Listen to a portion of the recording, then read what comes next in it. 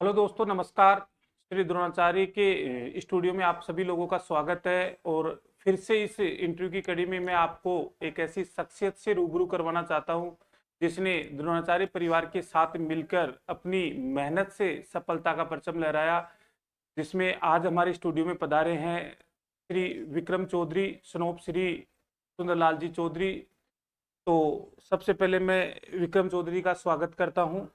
धन्यवाद। नमस्कार जी। धन्यवाद सर। और साथ में हमारे स्टूडियो में हमारे साथ है श्री द्रोणाचार्य क्लासेज के डायरेक्टर एसपीजी रूंगला सर। सर नमस्कार। हाँ सर जी। हाँ, तो इन्होंने अपनी मेहनत से सफलता का जो परचम लहराया वो सराहनीय है। तो आज अपन इनका जो एक्सपीरियंस है उनसे रूबरू होंगे कि किस प्रकार से इन्होंने मेहनत की और मेहनत के साथ अपनी लक्ष्य को सुनिश्चित किया। तो सबसे पहले विक्रम जी, आपके लिए यह है कि आप अपनी सफलता का श्रेय किसको देना चाहेंगे? सर, सफलता का पहले श्रेय तो मैं अपने माता पिता को देना चाहूँगा कि उनकी वजह से मतलब मैं ये लायक हुआ। फिर अपने जो आराध्य हैं, भगवान है, उनको देना चाहूँगा। और उनके बराबरी महत्वपूर्ण योगदान ये चौमुं परिक्षेत्रीय श्री द्रोणाचार्य क्लासेस के सभी मेरे गुरुजनों को देना चाहूँगा कि उनका भी काफ़ी सपोर्ट रहा। कि मतलब काफ़ी मतलब अच्छा रहा, तो उसकी वजह से आज मैं यहाँ आप सबके सामने इंटरव्यू देने का मौका मिला। मतलब भगवान के बराबर गुरुजनों का सम्मान किया आपने। होना ही चाहिए। वो तो बोलते हैं कि गुरुजन भगवान से तो बराबर ही है। भगवान ने तो बोला है कि पहले गुरुजन को रोक दो। अच्छा। तो देखो ये खुद भी एक गुरु बन चुके हैं। अब ये भी अपने बच्चों देखो, को शिक्षा दे ही रहे। इन्होंने अपनी सफलता का श्रेय गुरुजनों को, अपने आराध्य को और माता पिता को दिया, क्योंकि इन्होंने लगातार बैक टू बैक 2 एग्जाम्स में सफलता प्राप्त की है। संस्कृत सब्जेक्ट से ग्रेड 3 में और ग्रेड 2 में। धन्यवाद तो सर। चोमू परिक्षेत्र में आपने एजुकेशन का सिस्टम देखा, तो उसमें द्रोणाचार्य कोचिंग का ऐसा कौन सा रोल है कि चोमू परिक्षेत्र के लोगों को इस पे विश्वास करना चाहिए? सर, इसके लिए बोलना चाहूँगा, मतलब ज़्यादा तो नहीं बोलूँगा कि, लेकिन चौमुं परिक्षेत्र में जो द्रोणाचार्य क्लासेज है ना, एजुकेशन सिस्टम में तो सबसे बेस्ट है कोचिंग के मामले में। तो यहाँ की फैकल्टी है मतलब काफ़ी मतलब सपोर्टिव है। टीचर भी सभी मतलब अपन टेस्ट सीरीज में भी जो इन्होंने पढ़ाया, जैसे रीट की पात्रता, मैंने टेस्ट सीरीज भी ज्वाइन की थी यहाँ पर सेकंड ग्रेड में फर्स्ट पेपर के लिए भी देखा था। जी के यहाँ से नोट्स लिए थे, संस्कृत में भी नोट्स लिए थे शंकर जी सर से।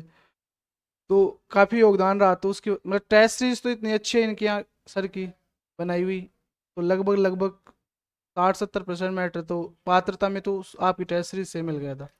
मैं आपसे पूछना चाहूंगा कि सफलता में कोचिंग के साथ साथ टेस्ट सीरीज का इतना क्या योगदान है कि वो जरूरी है? सर, है क्या योगदान? बिल्कुल टेस्ट सीरीज का सफलता में पढ़ने के बराबर योगदान है मेरे हिसाब से। तो क्योंकि अपन जो पढ़ते हैं उसका तभी पता चलेगा कि हमने पढ़ा क्या है। ऐसे तो सब लगता है कि हमने खूब पढ़ लिया। मैंने जैसे शुरू में पढ़ा, फिर टेस्ट सीरीज ज्वाइन की, तब पता चला कि कहाँ पर कमियां है, कहाँ पर सुधार करना है।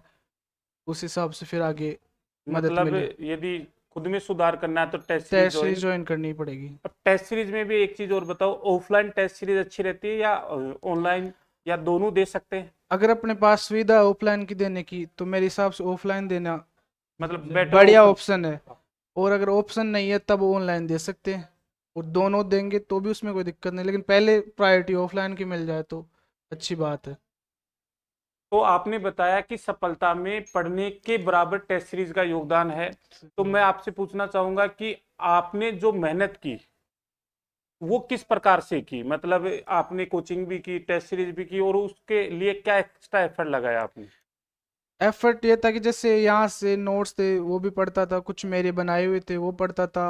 और टेस्ट सीरीज मतलब हर उस टाइम लगती थी रिट की, वो दी थी। और आपके इसके घर अलावा पर क्या रणनीति रहती थी यहाँ से घर जाने के पर बाद? रणनीति ये होता था कि पहले तो जो नोट्स थे उनको पढ़ना, फिर जो गाइड वगैरह थी उनको पढ़ना एक। और इस हिसाब लगभग 7-8 घंटे कोचिंग के अलावा भी पढ़ते ही थे। 7-8 घंटे तो पढ़ने भी चाहिए मिनिमम, तभी हो सकता है कुछ। मैं एक क्वेश्चन सर से पूछना चाहूंगा। सर, इन्होंने एक बात कही कि गाइड, वैसे बहुत मैटर मिलता है गाइडों में, लेकिन गाइड से भी कोई बेटर वे है कि जिससे कि स्टूडेंट उसको पढ़े?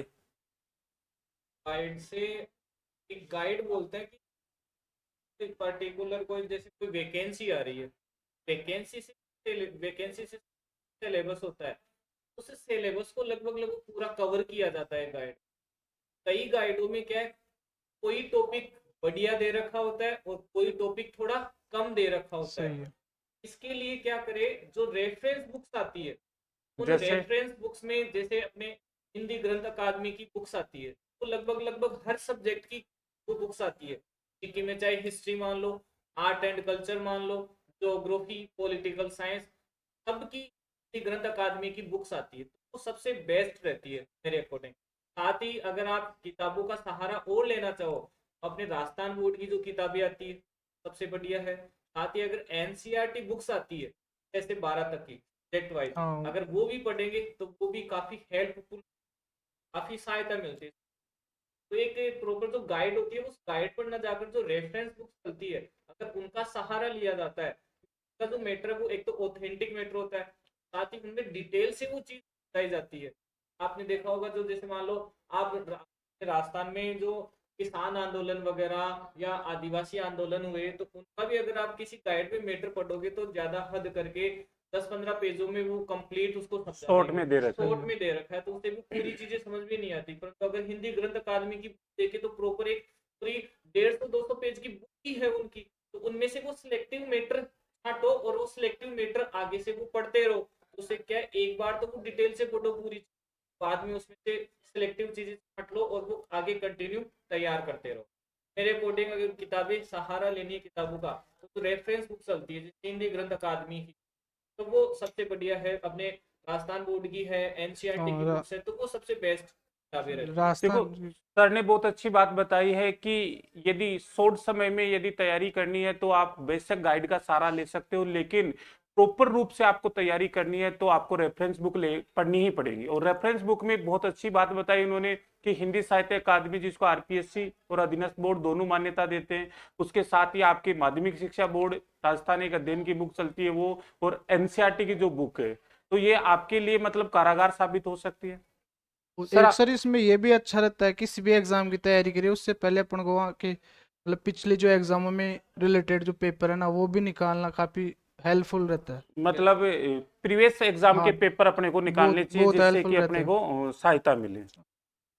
आपकी जो सफलता है ये प्राप्त करने के बाद आपको कैसा महसूस हो रहा है? और सर मतलब काफी अच्छा लग रहा है कि चलो कि एक वो रहता है बेरोजगारी का आजकल अपने समाज में एक धब्बा ही रहता है, तो वो अच्छा लगता है। घर पे भी थोड़ा खुशनुमा माहौल होता है। खुशनुमा माहौल हो जाते हैं, घर वाले भी वो बोलते हैं ना कि घर वालों की आधी टेंशन मिट जाती है, उनकी बीमारी दूर हो जाती है, आधी तो मतलब बीमारी थी वो खत्म हो गई। खत्म हो जाती है। आपने कुछ ऐसी रणनीति बनाई कि नौकरी लगने के बाद में मेरे जीवन में एक काम ये तो करूंगा, है क्या कुछ चीज? अभी तो सर कोई प्लान वैसे किया नहीं अभी। तो कुछ तो सोचा होगा, मतलब जब आप रात को पढ़ते रहते थे देर रात हाँ, तक, वो तो कभी मन प्लान में ये था आता कि था? एजुकेशन डिपार्टमेंट में जाने का, तो यही मकसद था कि हमने मतलब बच्चों को मतलब अच्छा करेंगे कि जैसे हमने संघर्ष किया है तो उसका फायदा बच्चों को देंगे कि आगे उनकी लाइफ में उनको मोटिवेट कर सके, उनको उनकी थोड़ा बहुत भी मदद कर सके पढ़ने में, तो वो करेंगे। यही प्लान है कि जितना हो सके। आपने हमारी टेस्ट सीरीज ज्वाइन की थी, हाँ सर। उस टेस्ट सीरीज को मतलब देने के बाद आपको कैसा महसूस हुआ कि वो रेगुलर आपको मिली या उसका स्टैंडर्ड कैसा था, उसके बारे में आप कुछ बताना चाहोगे? टेस्ट सीरीज की तो मैं अभी क्लास में बोल रहा था, सबसे मैं ज़्यादा तारीफ टेस्ट सीरीज की करूँगा यहाँ क्योंकि मेरी तो रिट की जो पात्रता लगी थी ना, मतलब मैन एग्जाम से पहले, अच्छा, तो उसमें तो मेरा लगभग 70 से 80% योगदान टेस्ट सीरीज का ही रहा था, द्रोणाचार्य क्लासेस का। आपने लगभग कितनी मैंने 10 टेस्ट सीरीज ली थी सर ने, अच्छा, वो यहाँ से पूरी दी थी पूरी कंप्लीट, दी हाँ थी पूरी दी थी। और रेगुलर लेते थे? रेगुलर लेते थे। तो मतलब आपने बताया कि रिट की पात्रता में अहम जो योगदान है वो केवल और केवल हाँ, टेस्ट सीरीज का टेस्ट है। सीरीज का रहा। सर मैं आपसे एक क्वेश्चन पूछना चाहूंगा कि आप जो ये टेस्ट सीरीज जो मतलब हेल्ड करवाते हो, तो उसमें आप इनका मतलब क्वेश्चनों का चयन किस प्रकार से, मतलब ये पेपरों को आप मतलब नियोजित करते हो? तो देखो सर, जैसे कंप्लीट जो सिलेबस होता है वो समेटना होता है टेस्ट सीरीज, और जी। उसमें देखो हम जैसे आज तक प्रीवियस ईयर के पेपर लग चुके हैं, तो उन पेपर जो प्रीवियस ईयर के पेपर है उनका एनालिसिस करते हैं सर। तो मैं थैंकफुल सभी फैकल्टियों का, तो के लिए मतलब तैयार होती है, और जो टेस्ट सीरीज है वो तैयार भी करती है, और मतलब एक सपोर्ट बनती है उस चीज की। मतलब सहायता ना हो तो टेस्ट सीरीज करवाना पॉसिबल भी नहीं है, क्योंकि Possible। अगर एक एक टीचर अगर सारे सब्जेक्टों के क्वेश्चन बनाएगा तो वो क्वालिटी वाले क्वेश्चन नहीं बन पाए। तो जैसे हिस्ट्री के आप हो, इसके अलावा पॉलिटिकल साइंस के सर है, इसके अलावा ज्योग्राफी के मोहन जी सर है, साइकोलॉजी के अपने काला सर है ही, मैं खुद जैसे बायोलॉजी सब्जेक्ट लेता हूँ। सारे जो स्पेशलिस्ट है सब्जेक्ट के, उन स्पेशलिस्टों के द्वारा ही वो टेस्ट सीरीज तैयार करवाई जाती है, और वो पूरी चीज जो प्रीवियस ईयर के पेपर होता है उनको ध्यान में रखकर ही वो पेपर डिजाइन किया जाता है। एक जो टेस्ट का जो मेन एग्जाम का जो तरीका होता है कि कुछ क्वेश्चन इजी वाले जो सारे स्टूडेंटों को आएंगे, कुछ क्वेश्चन जो मीडियम, जो थोड़ा बहुत जो पढ़ने वाले स्टूडेंट है उनसे वो सॉल्व हो जाएंगे, और कुछ जो थोड़ा ज्यादा पढ़ेंगे उन्हीं से सॉल्व होंगे, और दो चार क्वेश्चन तो ऐसे भी होता है जो किसी भी स्टूडेंट को आएंगे भी नहीं उसमें।